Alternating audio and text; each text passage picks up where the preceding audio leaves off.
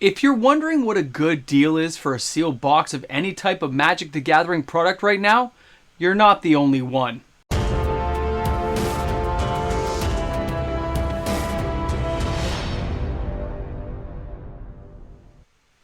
It makes no sense. No matter how we look at this, it's not going to. But we're going to try to explain it anyway. Welcome back, everyone. MTG Moxman here. Thanks again for hanging out with me on the channel today.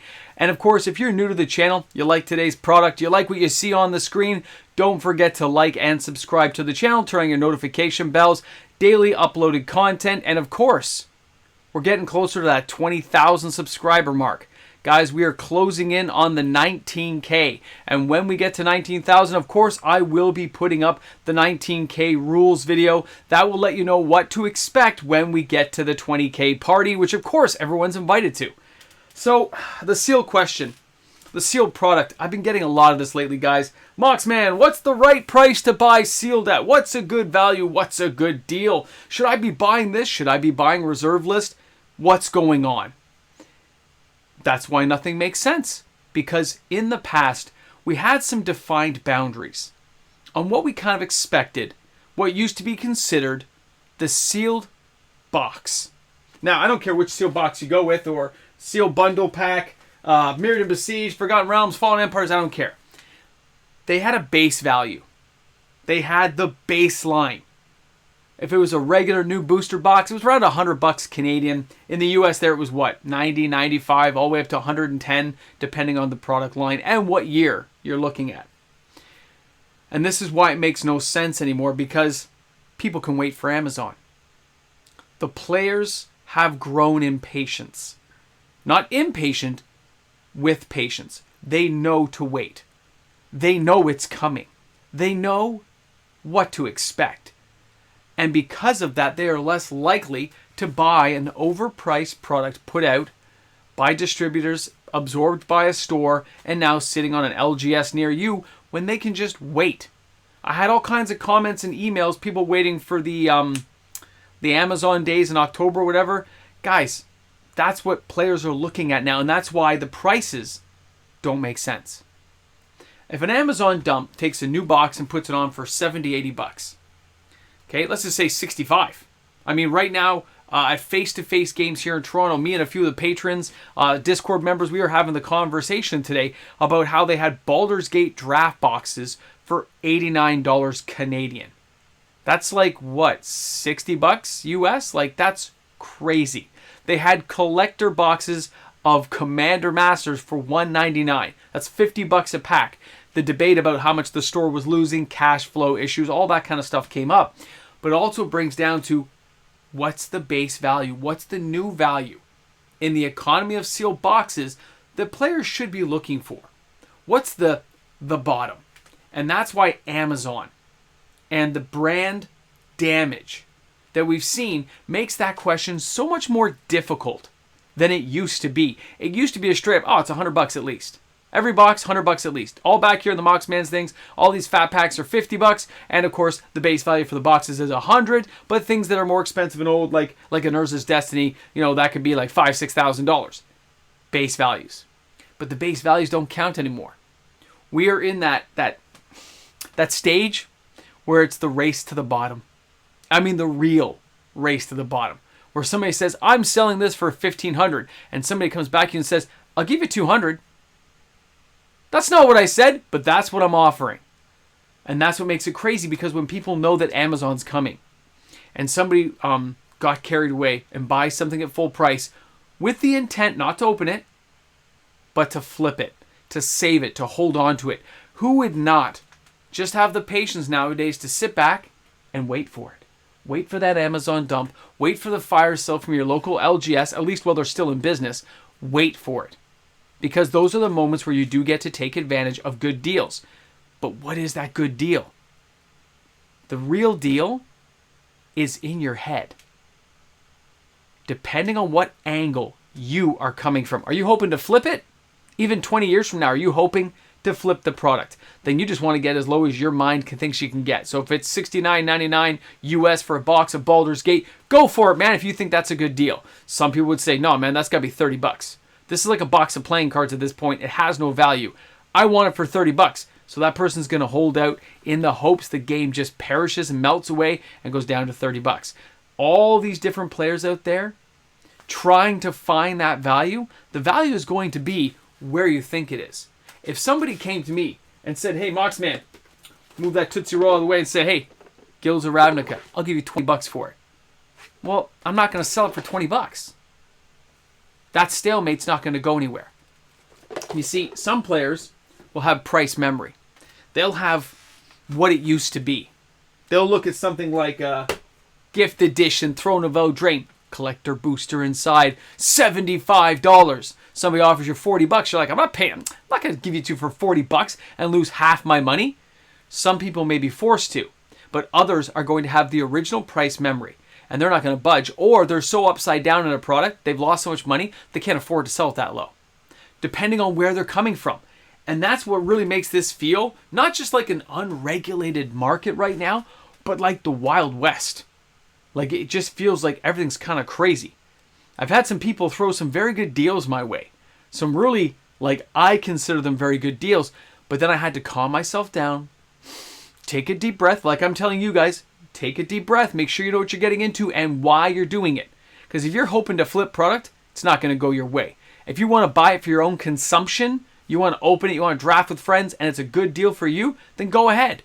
Go ahead. Just be accepting of the fact that the money can go to zero, or it probably will go to zero.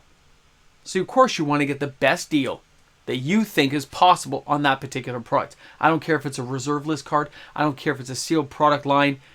But we are talking about sealed products. And those always had the base level of the production value.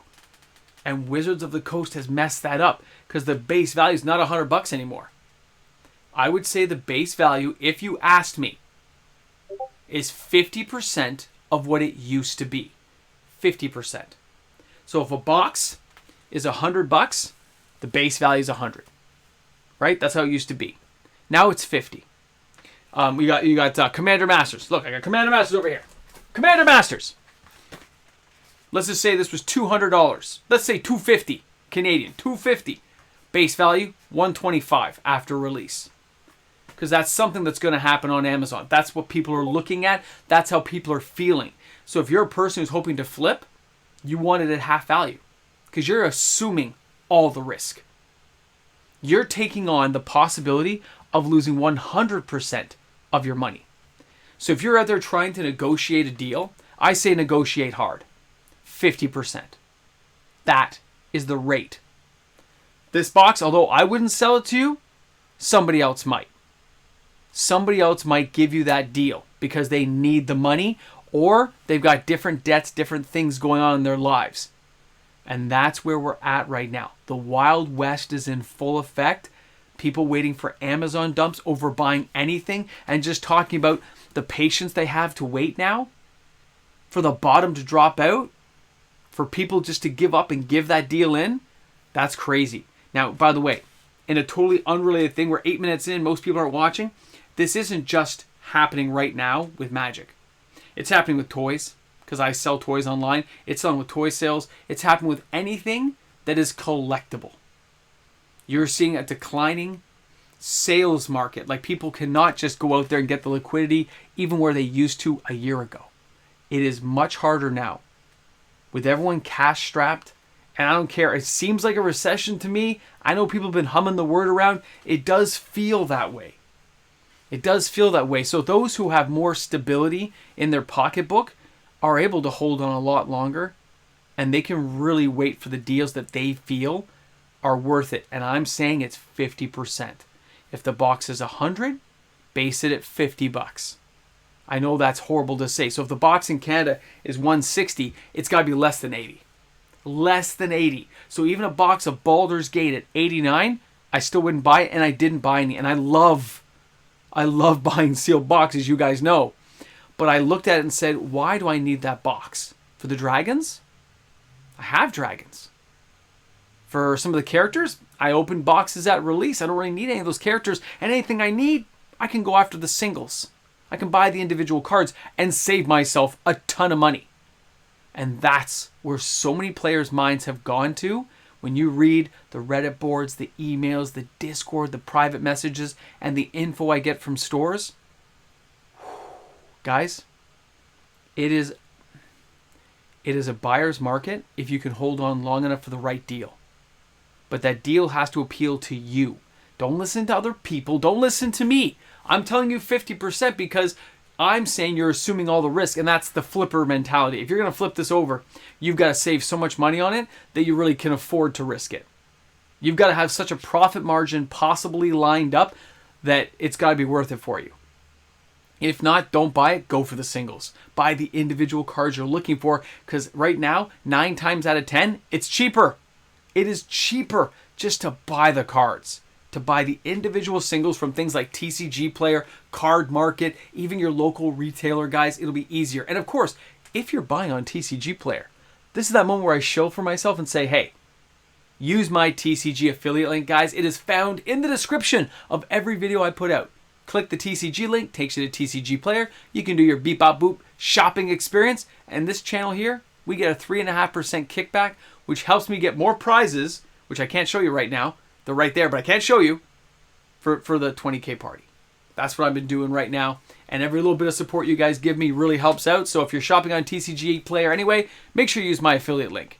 But yeah, guys, it is crazy to think about how the market is right now and everyone wondering what the best deal is and people selling boxes and can't sell boxes, people liquidating and trying to find a way to get sealed product out of their house. That's just nutty to me. It is crazy. I love my collection. I may not be adding to it right now because Wizards does not deserve my business that way. I'd rather just buy the singles that I feel are worth it and buy individual cards on the reserve list that I think are valuable. But guys, for those people looking for deals, I know some of you guys are. I hope this answers your question. 50% of whatever the going rate was before is where we're at now. If a Time Spiral reserve list card was 120, it's got to be 70 or less. Right? And I'm not from the highs. I'm talking from 2023 prices. So if you see something like you want to buy, I don't know, I'm just going to say Lake of the Dead. If you're a Lake of the Dead fan out there and somebody's got it for like $50, yeah, you probably want to get it for like 30, $40. And it's not that the reserve list is going to zero. It's because you're assuming the risk of that asset class going to zero. I'm not saying it's going to go to zero because I don't believe it will, but you are assuming the risk when you spend that kind of money. That the other person gets that liquid cash they can go do something with, and you've got a collectible piece of cardboard that you're hoping may go up. And that's from the flipper's perspective, not from the person who wants to have a card and indulge in it. If you just want one for a deck, I don't care what you pay. You pay what you think the going rate is. But if you're going to flip things, you're buying a collection or buying into things like I've done. Yeah, I know Moxman actually bought some collections. I haven't really mentioned that, but I bought some small collections to do what I need to do. Yeah, interesting. Anyway, we'll talk about this later. Thanks a lot for tuning in. And yeah, people waiting for Amazon dumps because they have the patience to do so now is something I've always encouraged. Find the best deal, but it's very scary to see it actually happening in action and the people talking about it. Have a great day. We'll see you tomorrow. Hey guys, a big shout out to all the amazing patrons I have here on the channel. You may notice some updates in the next few weeks on the Patreon back page here, so just stay tuned as I update and clean up the Patreon. Thanks again, everyone. Patrons rock! Welcome back to the Ramble Jamble. Glad you guys all made it to the end. I know. A little more of a laid back video today. I couldn't help it, guys. It's a busy world, and I gotta say that it was interesting to see those conversations happen and people actually ask me. Now, when it comes to reserve list cards, it's much more difficult to decide because there's a lot of price memory there. But when you're looking at boxes now, I'm serious, guys. Like, I don't know, Mirror Besieged. If I bought this, I paid $159. There's the price right there. Oh, I guess I have the green screen thing on right now. It's $159.95. So, and that's Canadian. So this was under $200 back then. You look at this now, I don't know, let's just say it's a $250 box. Somebody would only offer $125. That's crazy. But that's what they should offer. Because that would give me liquid cash and gives them something they may or may not be able to sell in the future. It may go to zero. I mean, it feels like we're almost at the days of like the end of BlackBerry, you know? That's what it feels like. But I know it's not. I'm not concerned about Magic going to zero. I'm concerned about people taking on asset class debt like this that doesn't have the liquidity necessary to bail yourself out if you need to. So you need the best deal possible if you're buying anything sealed. I mean the best of the best, because I think a lot of these boxes, everything from Innistrad, Midnight Hunt, because they're so overproduced, they're going to be on the market just like Fallen Empires for like 20 years. They're going to be sitting around, and they're not really going to do much. So be prepared for that if you're buying those boxes. As far as collector boxes, same kind of thing. The more they sit on the shelves, the less they sell, because people move on to the next thing and better products come along. So you're hoping for that nostalgia factor, but Wizards has to fix their brand. Honestly, they should probably just fire Chris Cox. I don't think they understand that yet. I think they just see the profits coming in. But him and Cynthia, they got to go. It's just crazy to see. And I know this ramble jamble's going a little bit longer, but just so many thoughts entered my head. And I wasn't really prepared to put them into a big formal video and research and jot stuff out and path my way to the end of a video. I'm letting my ADHD just take over for this one and just go wherever it needs to go, because that's how I feel right now. You feel those moments where you're like, I know sealed product will work itself out at some point. I believe that. But I don't know how long. So if I've got to take on a collection from somebody says, hey, I want to sell you 10 boxes. Rudy style, going to sell you 10 boxes. I look at those boxes, okay, there's like $500 in value. I'll offer you $250. That sounds like such a Rudy thing to do, and it sounds so awful to say, but I'm giving up hard-earned cash for something I can't really sell. Maybe I can give it away to patrons as prizes or do something else with it, but I know I'm not going to be able to sell it for like a decade or two. That's how it feels right now in the market, and when you have players feeling that way, it is the reality of the moment.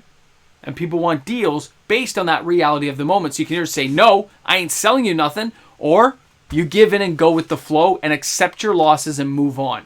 What do they say? That the market can stay crazy longer than you can stay solvent? I get it. It's crazy stuff. Anyway, fascinating. I wonder what you guys think. Slam some comments down. Thanks for hanging out today.